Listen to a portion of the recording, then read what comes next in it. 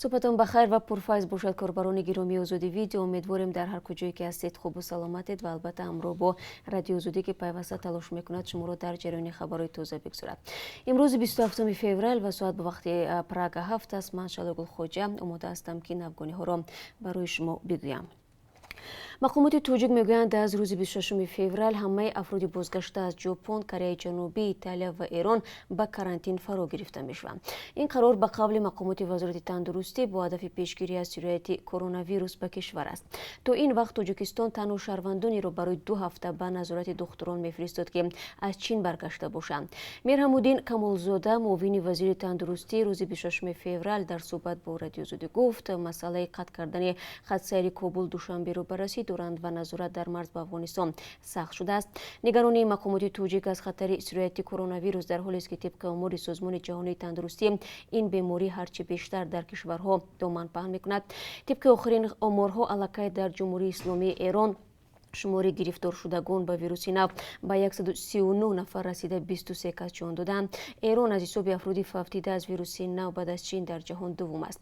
مقامات توجیک روز 25 فوریه همه 2 خط سیر از دوشنبه به شهرهای مشهد و تهران را قطع کردند. در این زمان شروع از دیرو شرکت هوایی سومونیر خط سیر دوم را در مسیر دوشنبه دهلی به راه مانده است. این شرکت میگوید پروازها در این سمت هفته 2 مرتبه روزهای چهارشنبه و یکشنبه توسط هواپیمای بوینگ 737 اجرا می‌گردند. فانتانکا رو خبر می‌دهد کارمندان میلیسا از زیر زمین جنگ‌آزاری در سنت پترزبورگ جسدی را پیدا کردند که احتمالاً شهروند تاجیکستان سیفیدین پیرومشویفی 23 ساله میباشد. نام برده که در طرفخانه مرچلیسی همین شهر به حیث آشپز کار میکرد ماه سپتامبر سال گذشته ناپدید شده بود.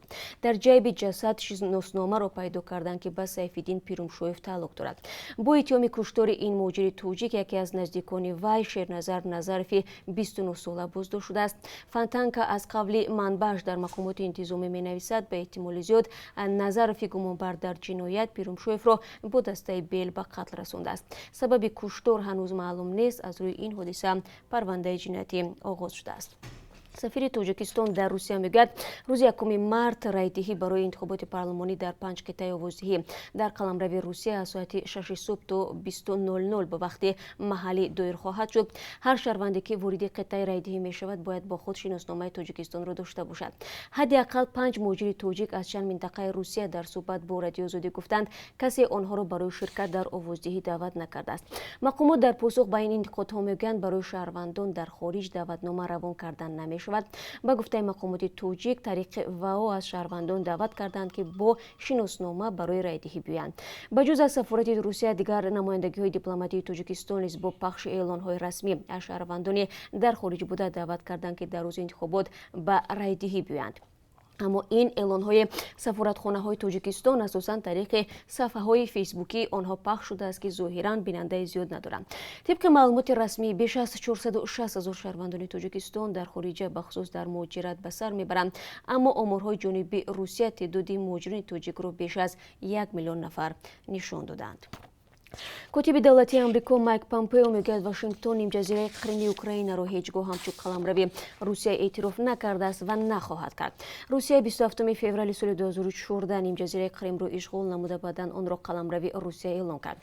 دیروز پامپئو گفت ما از روسیه دعوت میکنیم که اشغال قریم را خاتمه بخشد. روز 26 فوریه چند ساعت پیش از اظهارات پامپئو پرزیدنت اوکراین ولادیمیر زلنسکی روز 26 فوریه را روزی یاد بود به خاطر اشغال نیم جزیره قریم از طرف روسیه نامید. اشغال قریم را جامعه جهانی اعتراف نکرده سببگار اعلان سلسله تحریم ها بر ضد مسکو گردید. پرزیدنت آمریکا رهبری گروه جنگجوی مستقر در عراق با نام کتایب حزب الله را که از طرف ایران پشتیبانی می شود تروریست نامید. این اعلان بعد از سلسله موشکباران‌های پایگاه‌هایی که سربازان آمریکایی و خارجی را در عراق میمانداری می‌کنند به وقوع پیوست. یک منصبدار دپارتمنت دولتی آمریکا دیروز گفت آمریکا احمد الحمیدوی رهبری جنایی حربی کتایب حزب الله را گروه مخصوص تروریسم جهانی نامیده است. اکنون آمریکا حساب‌های بانکی او را حبس نموده معامله با این شخص را جنایت ارزیابی می‌کند. گلنورا کریمова دختر زندانی پرزیدنت پیشین ازبکستان اسلام کریمov با نشر یک نامه باز به پرزیدنت این کشور شوکت میرزیویف گفته است که آماده است برای وضع آزاد شدن از تمام مالکیتش دست بکشد. دستگاه رئیس جمهوری ازبکستان هنوز این مراجعت را شرح نداده است. این نامه 25 فوریه در صفحه ایمان کریمova دختر گلنورا در شبکه اجتماعی اینستاگرام نشر شده است. گفته می شود که این صفحه از سوی گروه وکیلان حقوقی اداره می شود. در اول نامه گلنورا کریمova با پرزیدنت شوکت میرزیویف همچون به شخص مراجعت میکند که او را سالهای خیلی زیاد شخصا میشناسد. سپس مؤلف نامه از گذرانده شدنهای با تکرار از یک زندان به زندان دیگر و قطع نشدن پرونده های جنایی شکایت کرده است که برخلاف کانستیتوسیون و کودکس جنایی ازبکستان بررسی میشوند.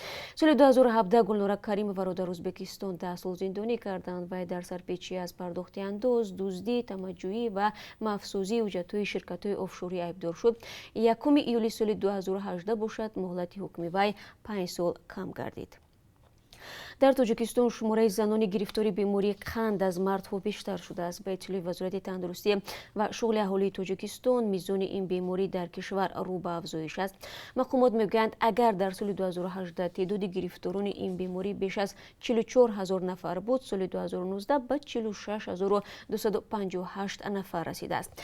دفتر مطبوعات وزارت تندرستی تاجیکستان به رادیو آزادی گفت در دوشنبه با پشتیبانی آژانسی همکاری ترکیه یک مرکز موثر دیابت قند افتتاح شد.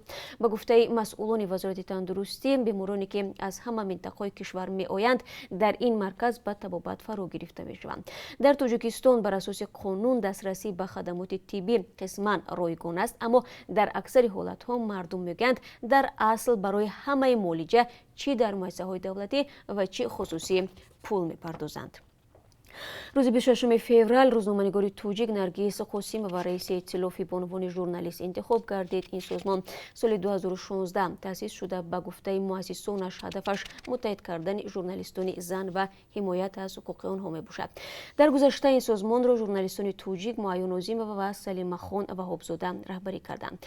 نرگس قاسیمova 43 ساله ژورنالیست بخش روسی تیوی سفینه بوده. اینچنین رهبری سازمان جمعیتی دست به دست رو بر عهده دارد که یک مکتب ژورنالیستان نورسمی باشد.